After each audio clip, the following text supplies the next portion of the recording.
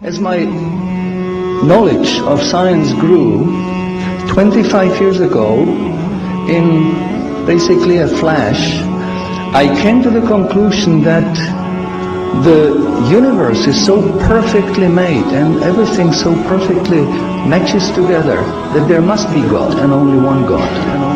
So I accepted there is God, but I was not looking for a religion. I thought all religions are wrong. Christians say this is one. The Jews said Jews are chosen people, and if you're not Jew, you're not chosen. And about Islam, I only had negative information. So how does one distinguish with all the different ways of life, calling to people, telling them that they're the only way? How do we distinguish what's the right way with all this confusion? First of all, let's get this straight. It has to be really easy to tell if Islam is a true religion or a fake religion. And it has to be real easy to see which religion on earth is the one from Allah and which is the one from men, from devils, from con men, what have you. It can't be that the one true religion from Allah, that's generally from God, is going to look exactly and not discernible from the one that's from devils, one that's written by men or made up by men or altered by men, and I can't tell which is the one authored by Allah and which is the one authored by people. It can't be. Then he finished the sentence. He said, I'll go to your faith. It's better than my faith, but you'll need proof. And I said, man, religion has never been about proof. It's about faith. That's it.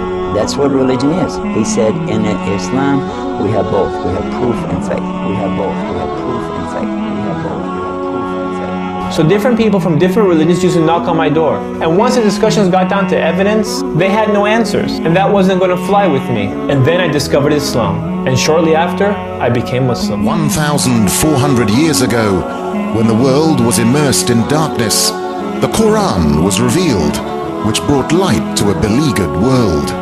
And whereas the earlier books came with many scientific mistakes, due to the hand of man having delved into them, the Quran had none of these contradictions. The world thought there could be no reconciliation between religion and science. But the Quran mentioned many scientific facts in great detail, like how a human being developed in the mother's womb. As a medical doctor, particularly attracted to natural sciences and physiology, I must confess that in 1972, when I read the Quran in the original text for the first time, these data concerning man were those which impressed me most. Muhammad could not have known these facts about human development in the 7th century because most of them were not discovered until the 20th century. Muslims and others are justified in concluding that these facts could only have been revealed to Muhammad by the one who knows all about us, not only about how we developed, but how we live and function. And described other scientific facts which amaze the world's renowned scientists. Actually, I'm very much impressed by finding true astronomical facts in Quran.